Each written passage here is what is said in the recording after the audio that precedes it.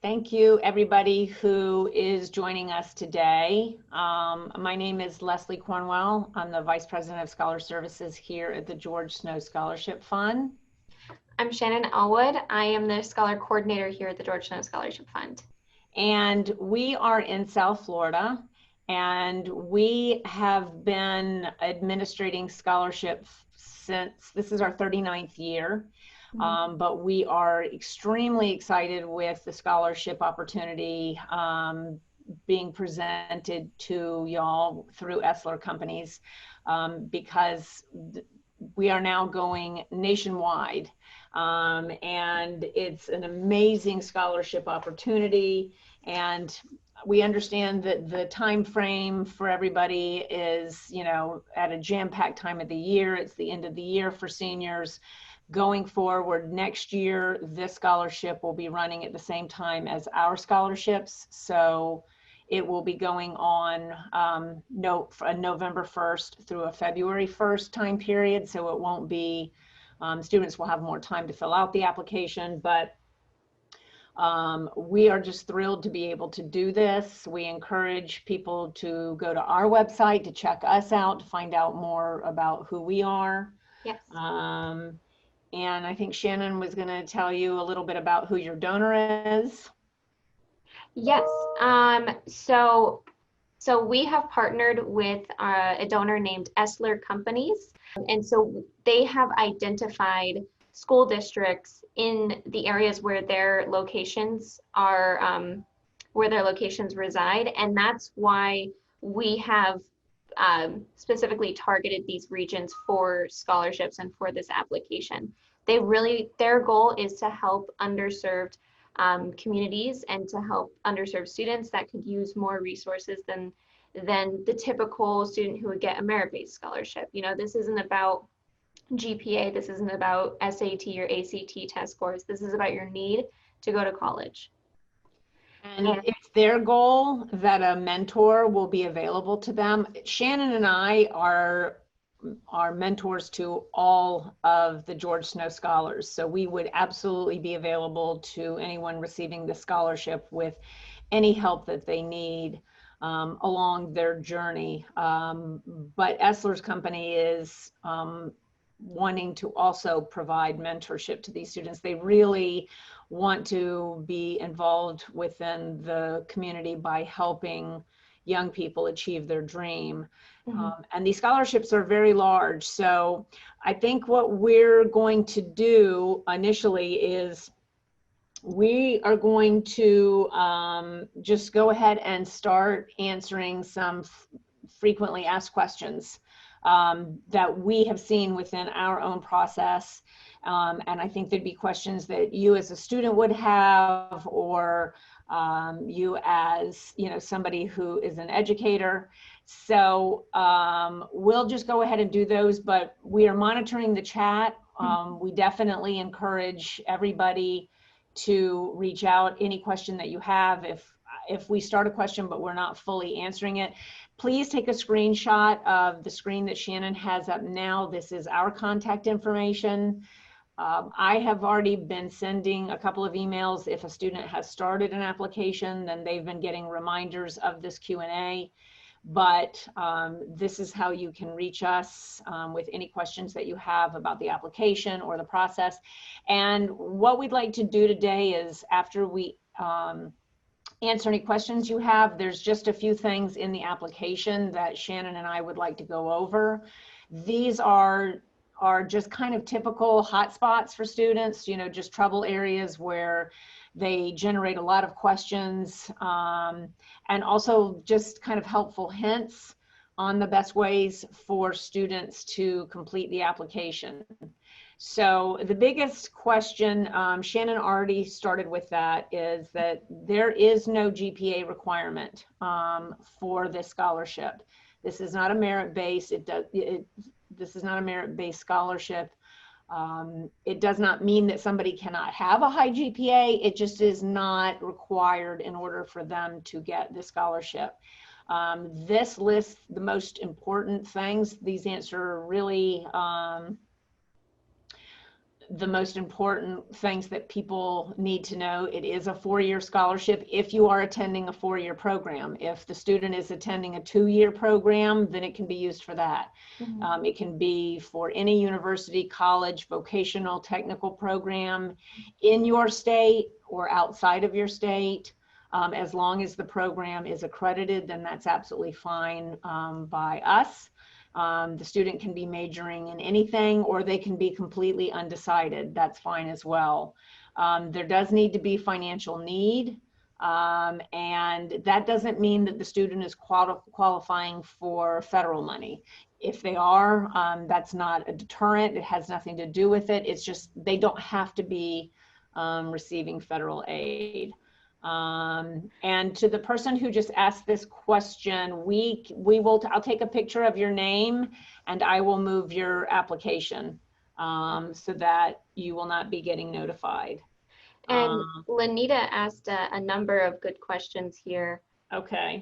Would you like me to answer, or do you prefer? Sure, you go right ahead. All right, so there were a few questions here. First question, it seems like you're asking, is this a renewable yearly scholarship and is there a minimum GPA requirement? Yes, so it's not renewable. Once you are awarded the scholarship, the student has it for the entire time they're in their undergraduate career. And there isn't a set minimum GPA that they have to meet. Basically, every semester, our scholars are required to check in with us with some paperwork. They need to give us their class schedule for the new semester, as well as transcripts or just like their grades from the previous semester. And there might be some other documents we ask for, but those are the two of the main things that we look at. And we do look at their grades, but not because we're trying to check that GPA. Or because if they go towards a low GPA that we're going to penalize them. That's never how we work. If we identify that someone has failed a class or is struggling with their GPA, then we would reach out to them and see if we can help them get access to tutoring services. We would never take away their scholarship because of a grade. And then when are winners notified? That's actually on a timeline. I'll scroll ahead so I can show you that. This will go throughout the summer, and then in future years when we administer the scholarship, the timeline will be different, but this one just got started later in the year. But award letters would be emailed on August 5th of this year. When is it paid out? So we send the scholarship funds in what's called a disbursement every semester. We typically send this directly to the school for the student. It can cover tuition, housing, it can cover meal plans, but we can also cover things like books and supplies or off-campus housing like rent. How is the student notified? They're notified by email. I want to insert something there. It's the scholarship that they receive, and these scholarships, the awards will be rather large. The donor is wanting the scholarships to go up to $12,500, but that is split over the time that they are in school. So when Shannon was talking about the disbursement that they would get for the semester, that $12,500, if they are a typical 4-year college student, let's say, so they're going to have 8 semesters of school, then that $12,500 would be divided into 8 payments. Yeah. And they would get a payment in the fall and spring of all 4 years. And the payments go directly to the school. The student is never going to receive a check. If we're not paying for tuition, if we're paying for housing, then the payment would go to the property management company. Again, this check will never go to the student. So I just wanted to make it clear, they're not going to be getting $12,500 all up front and then get that money again every year. $12,500, if that's the scholarship amount, would be spread out over time. If they're not in school for 4 years, then obviously their payments are higher.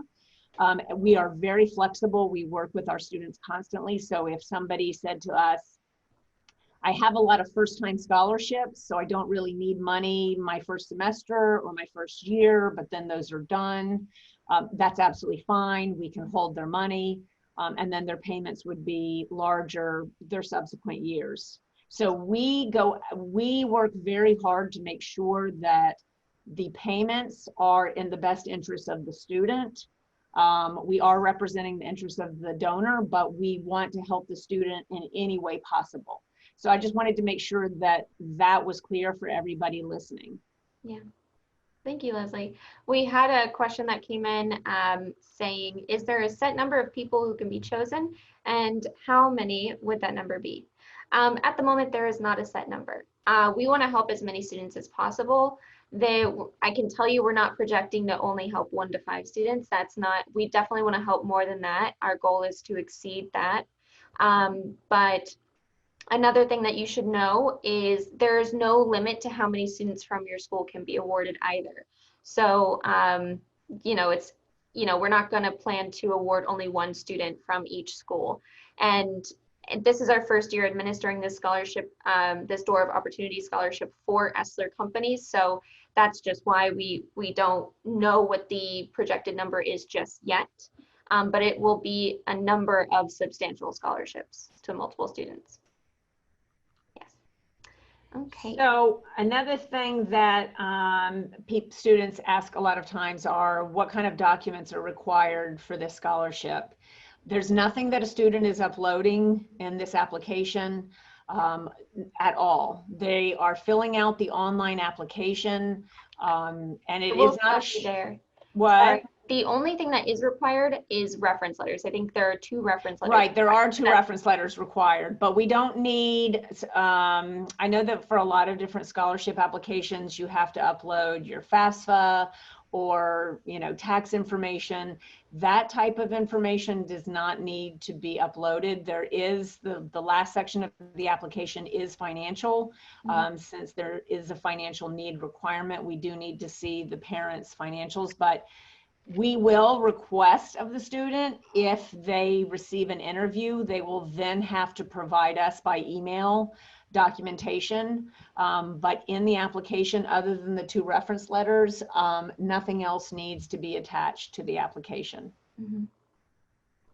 Perfect, yeah.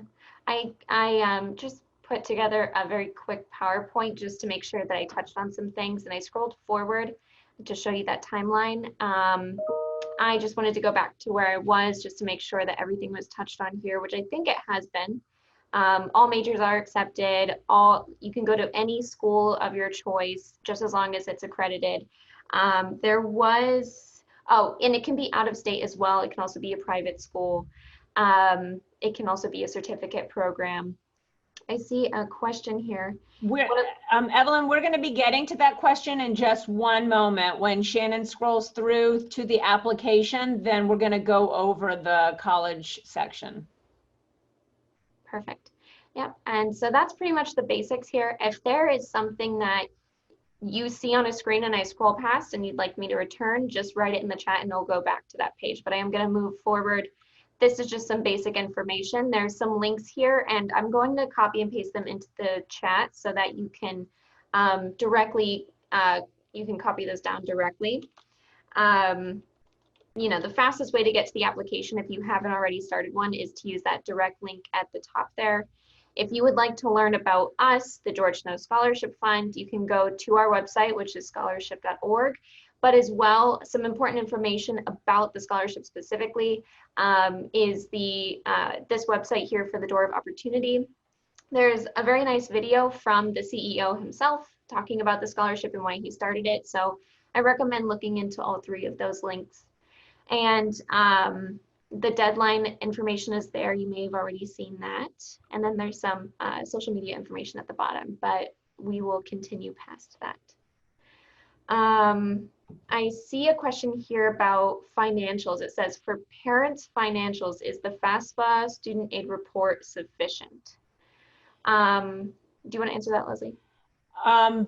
Whatever you put into the FAFSA application, that information that is what you would be putting into the parents' financials. There may be other questions that were not part of FAFSA, but whatever you put in for the financial parts, that's what you would be answering here. And for anybody, when you get to the financial part, I know there's some tax questions, and that seems every year we have probably more calls about students who are saying, my parents just handed me their tax return, but I don't know what it means about this.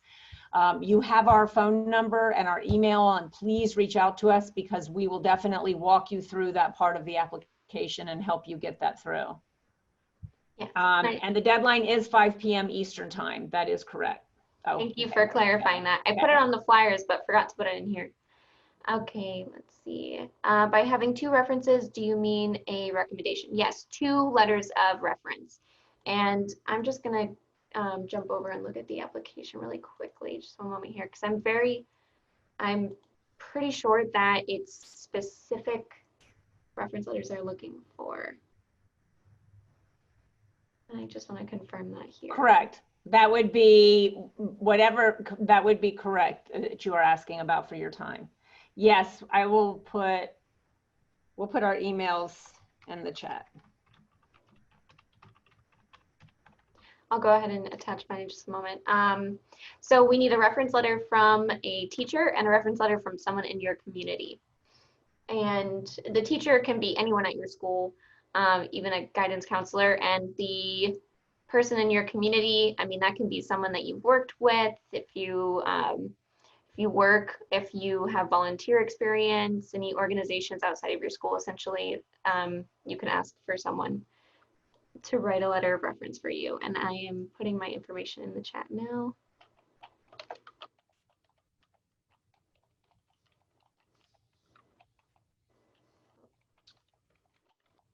And then let's go on to the application. Okay. You want to go on to the application? Yeah. Okay.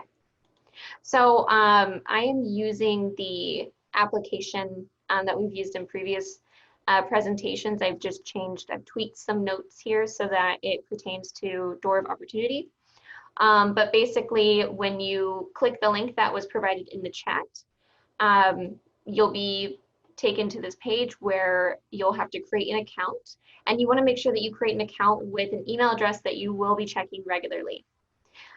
Because that's how we will be notifying you of the status of your scholarship. So if you're invited to interview with us, or if you are awarded a scholarship, we will be emailing you through the email address that you signed up for an account with.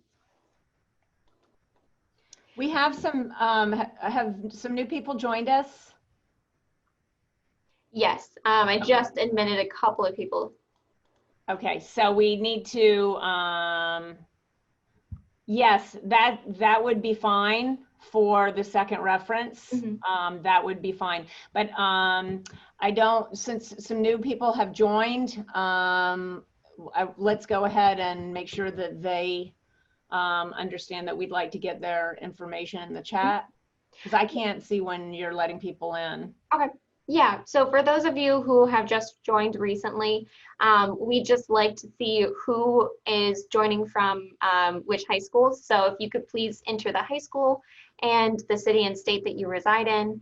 And also, if you would like some further details from Leslie and I after this Q&A, please include your email address. We can send you reminders about the application and any other information that we think would be important for you to know about the scholarship process. So please drop that in the chat, and also any questions that you can think of that you want us to respond to. And right now what we're doing is we're going to go over just very briefly. We're not going to go over a lot of this, but we're going to go over very briefly some trouble areas in the application where people have the most questions. And then for those that have just joined, we will go over those questions, the main questions that, you know, are the most common ones, the frequently asked questions about the money, you know, GPA, those kind of things. Yeah. So we just dived into an example of what the application looks like. This is a presentation that we tweaked for other applications that we administer. So at the top here, you'll see there's a countdown for how many days you have to submit. This is not an accurate timeline here. You have a shorter amount of time to submit your application, but when you log into your application, you'll see the true countdown. And once you fill out all 3 sections of your application, that submit button will turn green and you can submit that to us. You do want to make sure that as soon as you submit your application that you receive a confirmation email. and check your spam or your junk folder if you do not. And if you still have not received that confirmation, you need to notify our office immediately. You can email myself or Leslie, or you can call us. The reason we ask you to do this is because we've had instances in the past where a student calls and they say, I could have sworn I submitted my application, but they're saying this after the deadline. And if their application is not coming across as a submission, we can't help them. But if you notice this issue in advance, then we can fix it on our end to make sure that that application does get submitted. I'm going to move past this page here. Yep. So colleges. Okay. So this section is important to answer the question that we had at the earlier part. If you know that you're applying to one school, you already know that's where you're going, you do not need to list any more than the one college. But there is a red asterisk by most of the questions in this application. And what that means is that that's a required field. And you will not be able to submit the application if you don't have something in that field. So just by college too, and the application status, just put N/A. For any part of the application, if there's something that doesn't apply to you, then you would put NA. At the end of the application, the last section, when you're dealing with the financial part, if there's something that doesn't apply to you, then you would put a 0. It is important on this page, there's a lot going on. So let's say that you are applying to more than 3 schools. We would suggest that you put your top 3. The application status is a drop-down menu. We would strongly suggest that you only choose accepted, applied, or waitlist. There are some other options in there. One of them is denied. The most damaging one is not applied yet. And the reason that we tell people not to do that is that the way our process works is that once the application closes, then all of the applications that have been submitted will be reviewed by a selection committee. And the applications will be read and scored. Ours are read and scored 5 times, and that's the anticipation with these. And then the lowest score is dropped, and that's your application score. So you want to have this application be rock solid, as competitive as possible. And so you want to give them the best picture of yourself. And it doesn't give the best picture of yourself if you list 3 colleges and then you put not applied, not applied, not applied. Nobody who's reading your application knows who you are. And so they don't know whether or not you're going to be applying to college, but they don't want to award somebody who may not be going to school over $12,000. So we suggest if you have not applied to that school, then do not put that on your application. And you definitely want to have, one school that you have applied to. You don't have to have been accepted. They don't expect that, but you definitely have to have applied. And the only other thing I want to talk about on this page, there are 2 essays in this application. I know that's not the best news for people to hear. This says a 400-word minimum. That is on our other application. For your application, it is a 200-word minimum. The first essay, you're going to write about what you want to study in school, what you think you might want to do beyond school. The second essay we call a personal characteristics essay, and that's a chance for you to have the selection committee get to know you better, so you can write about a challenge you've had in your life, or a great accomplishment, or a lesson learned. Really anything that you want to write about. The 200-word minimum is just that. It's a minimum. You don't have to write any more. It will not let you move forward if you don't have 200 words, but you can write more than 200. So that's just, we wanted to forewarn you about those because I've already gotten some questions about the essays. Yeah. And yes, so I think there's several questions here. For the people who have joined, what we said at the beginning is that, let's say that your scholarship amount is $12,500. The way that this scholarship works is that that scholarship amount is going to be split over the length of time that you are in school. So let's say you are going away to college or staying at home and going to college, but you are going to be in college for 4 years. So you have technically 8 semesters. You might have more, but we would take that 12,500 and divide it among the 8 semesters. And the money can go towards your tuition. If you have a tuition bill, then that's what we would send it into the school first for. But if you're going away and you're going to be, you know, having a meal plan and a dorm, all of that contributes to your bill. So we would send your disbursement to the school, because the checks are always either going to go to the school. We can also use your scholarship money if you are living in off-campus housing. It can go toward rent, but we would have to write the check to a management company. Again, we don't ever write the checks to the student. We can pay for your books. We can pay for supplies. A lot of times students have to have these access codes and you have to have credit cards, and it's really kind of silly. But your scholarship fund can be used for that. And I know there was another question, and then I'm going to have Shannon go on from here. Your school wasn't in the drop-down menu, and that's okay. You would say none of the above, but then you would write in your school.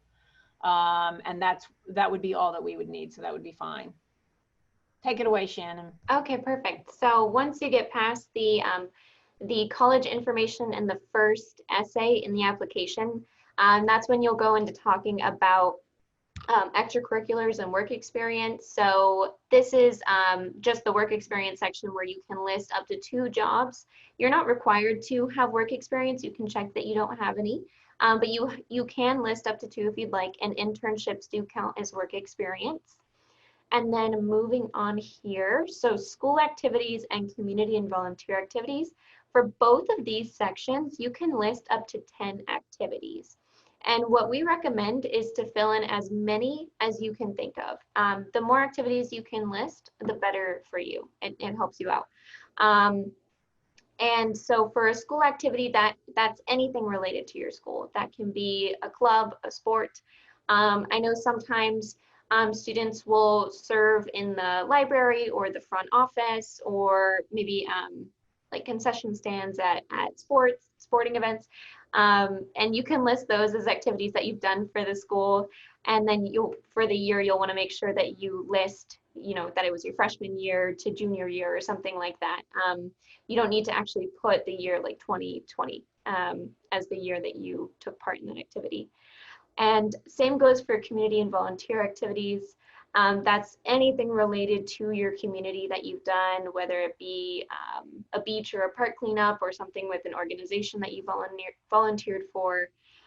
Those are, Leslie, do you have examples of other community activities that? No, I mean, I think that's kind of, you know, pretty basic, self-explanatory. And I mean, and we understand, and so does the donor and the selection committee members, that COVID has completely affected this. You know, there may have been things that you were involved in that since your junior year in the spring, you haven't been able to do. But that's something that you should be putting in here, you know. And also, did you do something, you know, did you try to think outside the box? Is there something that you did because you couldn't do that activity? Or how did you get around, you know, that you couldn't, you know, meet anymore? But they do understand that, you know, senior year, you may not have had the same number of activities because of COVID, and that's fine. And definitely same with, you know, volunteer activities, because I mean, I can only speak for us down here, but a lot of our nonprofits and places where students get community service aren't letting students do anything because they haven't let people come in person. So I'm sure that that's, you know, been the case for most places. Yeah, perfect. And then awards and honors are pretty similar. So you can add up to 10 fields here and think of anything that, I mean, anything that you can think of should be entered here. So it can be an award that you're nominated for, but you don't know if you're receiving it yet. You should still list it. You can list any certifications that you may have, like say maybe a CPR certification, or even something like you're certified in Microsoft or Excel or Photoshop. You know, if you just think of different things, different accomplishments that you think are worthy of noting as awards or honors. Yes, AutoCAD is a good example. Yeah. Okay. moving on here to reference letters. So this looks a little bit different in your application. But basically for you, you are required to upload at least 2 reference letters, one from a member of your community and one from a teacher or someone in your school. You have a third field to upload a third reference letter if you'd like. That is optional. And then this is the second required essay on the application about personal characteristics. So usually the way that Leslie and I describe the personal characteristics essay is this is your chance to talk about something about yourself that hasn't already come across in the application. If there's something important that you think the selection committee should know about you, if that's an accomplishment or a challenge you faced, a special attribute that you would like them to know, this is your chance to write that here. Leslie, do you think there's any other tips you'd like to add for that essay? I think that's okay. Okay. I will just say, do not copy your first essay into your second essay. Yeah, don't do that. Because that's not what they're asking. They're not asking in the second essay what you're going to study in college and what you're going to study, what you're going to do when you're out of college. And so for students who do that, your application score is definitely going to suffer. A, you're not following the directions, and B, they're going to think that you were just not wanting to write an essay, which, I mean, none of us want to write an essay, but 200 words sounds like a lot, but actually it's not that many. Paragraphs. I mean, it's if you don't like writing, it definitely is not a fun thing to do. I understand that completely, but it would hurt you to try to, save yourself writing the essay. And also, if you guys have written this essay for an assignment at school or a college application, copy and paste it. You don't have to rewrite a whole nother essay. We're not trying to make more work for you. But yes, in answer to your question, they need to be completely different. I mean, let's say you were writing in the first essay that you want to go to nursing school, and it's what you've been doing and why you want to be, and what you're going to study whatever in school, but that you want to be a nurse. In your second essay, let's say something happened in your life and with a family member, and because of that, you were watching the nurses, and that's when you knew you wanted to be a nurse. That's kind of on the same topic, but they are 2 completely different things. That would be okay, but you just can't copy the same essay and paste it into there. Yeah. Okay, we can go on. Okay, so then the third section of the application is financial information. And if there's certain, a lot of these fields are going to be required, but if there are certain questions that are not applicable to you, you can write that, or you can fill in with the 0.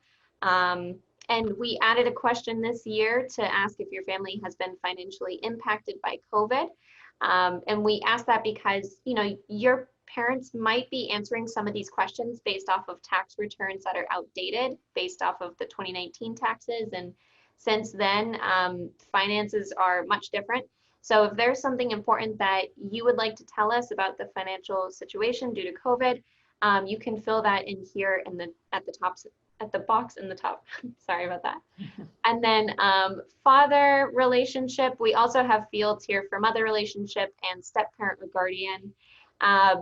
If you don't know one of these individuals or don't have a relationship with one of them, you can check the field for those sections, and those questions will disappear. Okay, moving on. Family attending college. This is family other than yourself that is going to be in college at the same time as you. So think of like a sibling, or maybe even if your parents are in college at the same time as you, you'd want to list that number there. And the number of dependents, that can be a sibling, a grandparent, or other relatives that rely on your parent or guardian for living expenses or financial stability. This is all pretty basic information here. So this is based off of our hometown application that we do. So the question at the top about Florida Bright Futures, you won't see that on your application, but you'll see questions about a 529. That's something that you may not know about, but you'll have to ask your parents if they have a 529, or if there's another type of college savings plan in your state. And a lot of these other questions, you'll have to go to your parents for help with filling out the answers. Hang on 1 second. There's a question. You would put for that question where it's asking for if anybody else, you would just put 0 because we already know that you're going to college. It's asking if there's anybody else that's going to be going to college. So you would just put a number there. You would put 0. Perfect.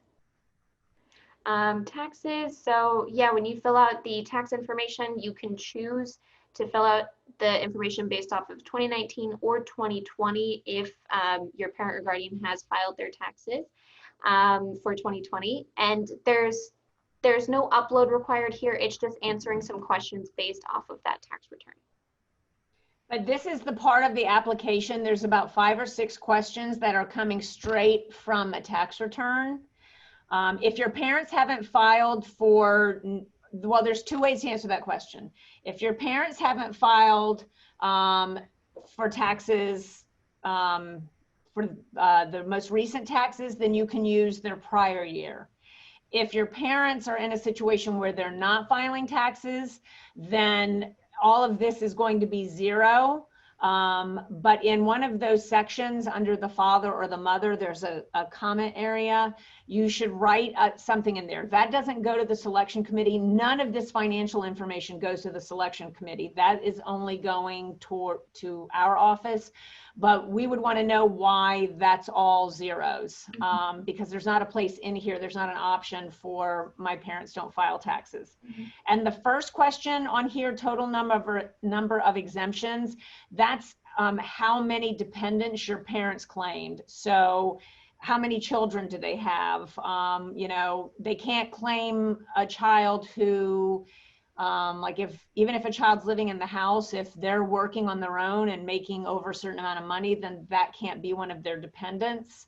But if the siblings are younger, then they are going to be dependents. But that's also on a line right in the tax return. And that's why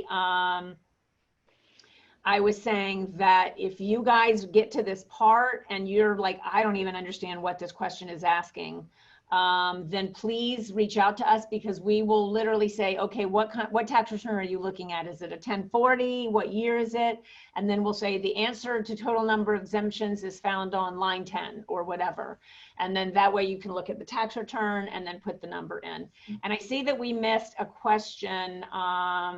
I was confused about the question about asking about state scholarships. Could you give more info about that?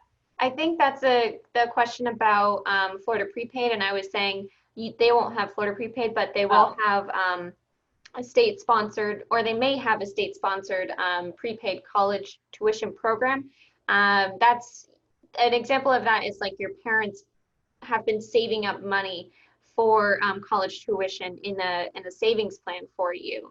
But we refer to ours as Florida prepaid. There might be one in your state with under a similar name, but you would just want to talk to your parents about that. It's similar to 529. Right, and we just are asking if you have one. It doesn't disqualify you from the scholarship at all. And Lanita, what will happen if a student receives an interview is they will get a list of documents that they have to email to us. Nothing gets uploaded into this application. Once June 1st at 5 o'clock happens, then the portal is going to close and they will no longer have access to their application at all. So for students that receive an interview invite, they are sent a very detailed list of documents that have to be emailed to us. The college because they will have already chosen their college, so the financial aid award letter that from their school, there's some paperwork that we ask them to fill out where they list the school they're going to and any other scholarships that they've received. The parents' taxes, we like them to send in a headshot so that the interviewers, just for our own internal purposes, but all of that will be emailed to Shannon and I. Nothing's going to be uploaded again into the application. And if it's any question, if somebody has any question about that, then they can always get in touch with us. I know there's questions coming in and I don't want to miss a question either, so I apologize if. Yeah, and the question about the Florida Bright Futures, that's not on the application for Door of Opportunities, so you can disregard that. And then in a typical year, how many scholarships do you award? Well, for Door of Opportunity, since this is our first year administering this scholarship for Esler companies, we're not quite sure what the number of awarded students will be.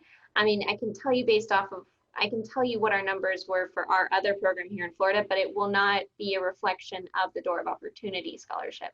You know, typically with here in Florida, we award roughly 80 to 90 students, but Door of Opportunity may not meet that number, at least not this year. I know they have hopes to award as many students as possible this year, and then to grow those numbers and grow those awards in the years to come.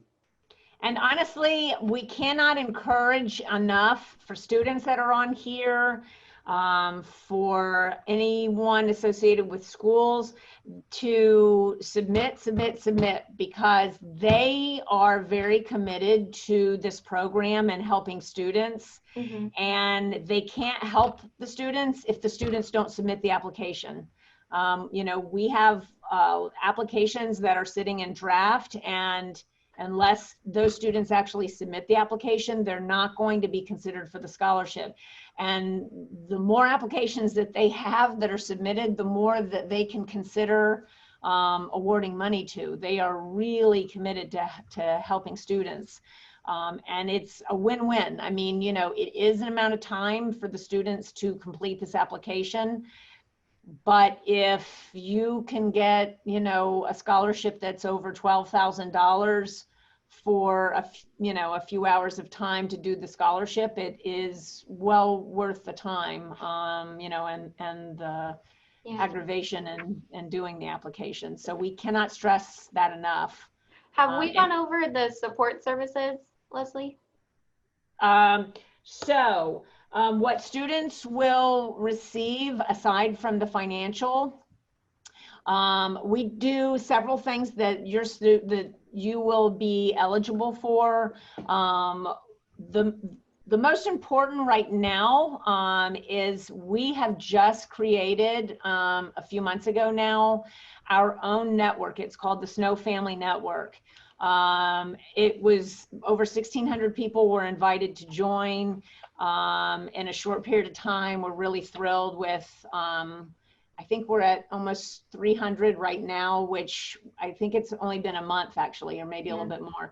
But this is a network of all of our scholars. I mean, all of our alumni, all of our current students. It's a wonderful opportunity for you to come in as a freshman and have somebody, let's say you are studying engineering, but you have all of these people who are engineers, alumni, who can be your mentor, who could help you find internships, who can help you find jobs. And, you know, other students, you can find other students who are majoring in engineering. And it's just a wonderful resource. We have master classes. We had a movie night. We had Soul. That was our first thing that we did, which was a big hit. Then last week we had a great class. One of our alumni hosted a class on how to buy a house. And you think, well, why would I want to know that now? But actually it was for everyone to learn about, beginners, people who already know, and then she had somebody come on and talk about all the financing stuff. But we're going to have a lot of these classes, how to interview, how to play the guitar, meditation, like things that are educational and things that are fun, because I think we need fun right now too. So I see we have a question here. So just to clarify that, so the Snow Family Network is a networking platform, like a social media platform that's also accessible on your phone. And once you become a Snow Scholar, once you get awarded this scholarship, you will have the ability to join the network. And it's great because, you know, just like a Facebook or a LinkedIn, you have different parts of this website or this platform where you can venture off to go get connected with a mentor and someone who kind of matches your goals for college and maybe even your location. You can reach out to them, or they can even offer up their assistance to you as a mentor. You can look for upcoming events, like Leslie said, like our master classes and our movie night. Um, but you can also just use it to socialize with people. You know, we have groups in there based off of common colleges that our students attend, and as well common majors and industries that our students are studying in or actually working in. And so it is fairly new. I mean, we just launched this in March, but we've already had a decent amount of students join, and we're doing more and more every day to grow that platform and to see you guys connecting with each other more easily. I have a question here from Lenita saying, next year, will the awarding timeline be moved up from August since the submission months will be November to February? Yes. And then also, go. Yeah. Sorry, sorry, there was a second half of the question here. Yeah. I just had, I'm sorry, I was reading aloud and then commenting like to the end of the question, sorry. That's okay. We both, I think we're starting and stopping, so we don't want to interrupt each other. For our students who are trying to determine if they can afford to go to a particular school, this scholarship will make or break the decision for some. An early notification of award will make a huge difference. Yes, so unfortunately, you know, with the timeline for this scholarship, it is later in the year when they will be notified. So they will have to have determined what school they're attending before the scholarship notification. But then going forward, the timeline will be moved up. So it will work just as the timeline for the main scholarship we administer, where the application will close in February. And then the applications are reviewed during the month of March. Then we conduct interviews around April or May, and notifications either go out, they typically go out in the month of May, I would say. No later. But I do want to interrupt because I think it's important for you to understand that everything will definitely be moved up, but students aren't ever going to know if they're getting the scholarship before the decision day, ever. And the reason for that is, I mean, our students right now, we have interviews next week and they won't be notified until May 17th. The reason for that is we have to make sure that the student can take the funds. And so by May 1st, when it's decision day and they've chosen their school, then we can make a full financial decision as to whether or not they can use the scholarship funds. We always tell students that the scholarship should not be viewed as a make or break. You know, let's say that somebody got I can't do the math of 12.5. Well, let's do it very quickly. So those payments, and I'm just doing this as a very quick math thing. If somebody got 12,500, their payments each semester would be, well, the payment for the year would be a little bit over $3,000. So somebody who's deciding on a school and they have a shortage of $10,000, because we get these questions saying, I need to know if I've gotten the scholarship because I'm $10,000 short. But even if you got the scholarship for $12,500, you're not getting it all at once. So it's not going to cover that shortfall. So that can't have anything to do with that make or break decision. I mean, yes, if you're short $3,000, that does make a big difference. But yeah, I mean, they would know usually by, normally when we have in-person interviews for us, students know sooner. Since this is you know, a different type of a scholarship, it would still be in May. It may be a little bit earlier than we're doing this year, but it would definitely be in May. Yeah, and I think that's interesting that May 1st is not necessarily a set in stone deadline for Texas, but that's good to know and keep in mind. And then we have a question here. One, DACA or Dreamers, are they eligible to apply for this scholarship? Yes. So the only thing is undocumented students unfortunately don't qualify, but just as long as they have some sort of documentation. They can be DACA, they can be resident alien, asylum seeker, refugee. They just have to have some sort of status. And if a student has been accepted to an international university, can the scholarship, if obtained, can it be used to help pay for those costs? That's a good question. I don't think we've ever awarded someone attending an international university, but I would ask Leslie for guidance on that one. To be honest, it would depend on the school.